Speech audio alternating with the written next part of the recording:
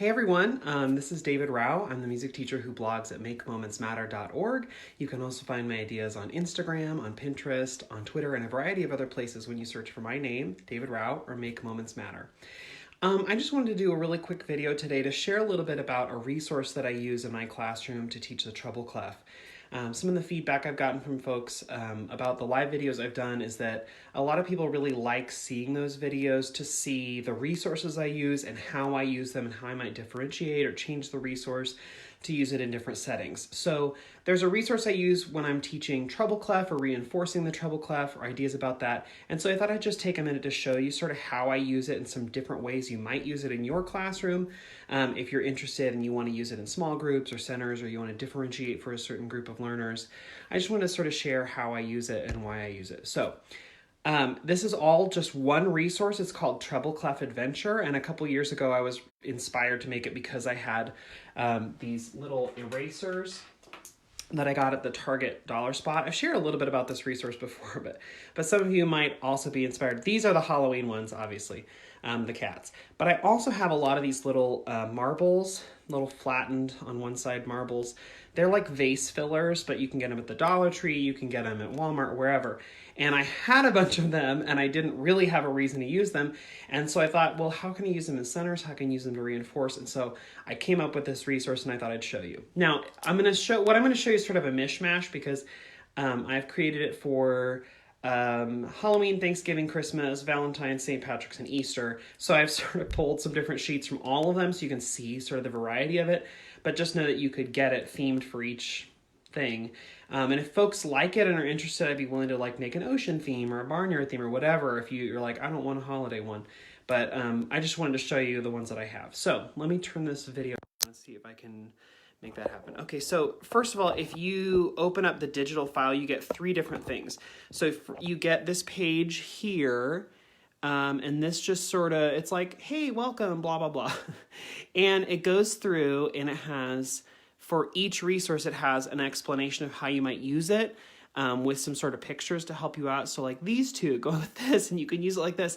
And it has some of those explanations. You could put those in the centers for kids, but you could use them for you too. And so that you can sort of remember how those things go together, or how I use them, or how you might use them. So you get a whole PDF of that, and then you also get a PDF of what I'm calling the challenge cards, and you'll see these again in just a second. These are anything that you're going to sort of cut in a half sheet, and you can see there are a lot of different, well, this is the Valentine's Day one, so a lot of pinks and reds. And then down on the other end, there are some without note names. You'll see those come up in a second. And then there's a whole PDF of just sort of the worksheet sort of pages, and those look a little bit different. But I sort of tried to group them together so you can print out what you want and not print out what you don't want. I know a lot of times, like, I go to the printer and I'm like, well, rats, I printed out way more than I wanted. So I sort of tried to break them up a little bit so you got what you wanted and nothing else. Okay, so I sort of made 5 different little groupings of centers, and I'll show you how I use them. What's interesting was when I started doing it, I was like, oh, I could use it like that, or I could use it this other way, or I could use it this other way, or this other way, or this other way. So it sort of morphed and changed a little bit. Sorry about the shaky camera. So this first one I'm calling copy and creation. So basically what this is, the kids can use this in centers, you can use it in a small group, and so this is sort of the explanation page for you or for kids, but here's basically what the kids are going to do. So this is sort of just a page, get this out of the way. This is just a page that the kids can have in the center as a reminder to remind them, like, oh, what note is what thing. And I try to put that in basically every center so they have a backup to remember. I mean, it's on the wall, but kids forget stuff. So I oftentimes will just leave that in the center materials. And again, this is the holiday version, the Christmas holiday, but you can get it in whatever theme you want. So let me move that out of the way. So basically what kids do is they'll take one of these like worksheets, and it has a word that can be spelled out on the treble clef, and has a picture of how you could do that, an A on a space, a C on a space, and then 2 options for E. So then what kids would do is they would take this and they would use the manipulative, and they would actually just do it. So if I were doing the first one, A, C, E, right here, they could do A, C, E. And all they have to do is just match what they see and create it over here. At first time I started doing this, I thought, well, that's really simple, right? Like that's not really going to help kids. But it was so like amazingly transformative for some kids. Just to move it and physically put that on the staff was a big deal. So this has been really cool to see kids be able to do this either with erasers or these little marbles. So then once they do one, they could work in pairs, they could partner up and try it. They could do, you know, if the E has 2 options, they could do it either way. And then like, then they move on. So B, A, B, E. And what's funny is if you put different colors of marbles or whatever, kids will play around with that. But most of the time, they will still complete the task. They'll complete the task and then like play around with the colors or whatever, but they still actually do what you want them to do, which is really cool. So they can go through the whole page, and then guess what? There's a second page. They can go on to the next one and take more challenge words. And the nice thing about that is the kids who are struggling and are going slow, they can go through slow, or the kids who just zoom through, if you have extra pages, they can go a little faster. So again, these are just, let me see if I can zoom on just that. So they're the challenge words, and all they're doing is moving over to the challenge card, and they're putting them in the right spot on the line or the space. And surprisingly, this has been, like, kids like doing this a lot, and it's actually been really helpful for getting them to remember the note names and the lines and spaces. Let me move on to the next one. So that was copy and creation. That's sort of just the first way I started to use it. Then I used this one, which is sort of the reverse, I guess, or just another way to do it. And I'm calling this dots on notes. I'll zoom in here. So again, there's a little picture to sort of show kids what they need to do. So they're going to take 2 challenge cards. Let me see. I'm not really doing well at the zooming here. Sorry. Nope. There. So they're going to take their 2 cards. One is actually going to have printed on it the picture of the little icons and letters and where they are. This is from the Halloween version, obviously. And this one's sort of a wintry version. So what they're going to do is just take what's up here and copy it down here. And again, the first time I did this, I was like, well, I don't know, this seems sort of simplistic. But surprisingly, kids really bought into this and really, really liked it. So they're just moving things down and they're recreating it themselves. A couple cool things about it is they're physically moving and manipulating the notes around on the lines and the spaces, but also then they're starting to work on spacing out the letters because they're seeing how they're spaced instead of just, you know, like smushing them together like kids might do. They're actually sort of spacing out and getting some of that if they're mimicking the shape that they see above. So that's sort of cool. Again, you can have different challenges. There are a lot of different challenges so that they can, you know, move it around. And if they're working in pairs, they can check each other. They can make sure they're in the right spot. They can do all that, and it's fun for kids to do. So that I'm calling dots on notes. You could do it with erasers. You could do it with marbles. You could do it with counters. You could do it with whatever you want. You could even take a dry erase marker on here if you wanted it and write it in. Okay, those are just 2 of them. Let's see what we've got next. Then I've got this one that says cover to complete. I'm not going to zoom in because the zooming didn't work so well last time. So that's the explanation page. Here's their little worksheet, right? So I'm going to put that over there, and then they get a blank card to go with it. And again, they're just moving over. It's almost this exact same thing they just did, only instead of going from a challenge card to a challenge card, they're going from a worksheet to a challenge card. And that's sort of the next step in the transfer of knowledge on the scale of, you know, critical thinking, is that they're looking at it another way and they're moving it around in another way. So the same thing, kids would start with number 1, they do C, A, B. Woohoo, you got it. Now, if you laminated this, you could give them a dry erase marker and they could like X through the ones they've done and move on down the page so they can get all 8 before they move on.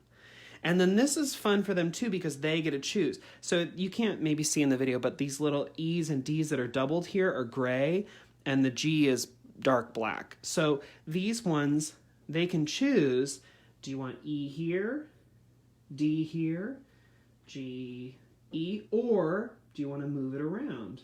E, D, G, E. It's fun for them to do that, and they like being able to make those choices. So anytime things are doubled, they get to decide how they want to do it. I could have just made B, E, E, F, and that's it. But I like giving kids the knowledge that, like, hey, there are a couple ways you could do this. Here's how you might do it instead. But again, the action of just physically moving things around is really great. And so for your lower learners, you can give them the one sheet and say, see if you can do 4. And for your higher learners, you could print front, back, sorry, if I had actually printed front and back, and they could get through as many as they wanted, and you could see how they do it. And if they do finish, you could say, great, help, Brenda, who's in your group or whatever, help her move on and see how she does. And so it gives them a chance, if they're working in groups, to check each other, to work with each other, to help each other. Okay, that's the third of 5. Let's see what else I've got. This one says, fill in the staff. So this is sort of the opposite of what they had before. So you've got a blank worksheet and then challenge cards. You can give them as many challenge cards as you want. You can give them 8 or not, but I would probably laminate this page here and then give them the fine point dry erase markers, or you could print it out in black and white and you could give it to them with a pencil. It's sort of up to you.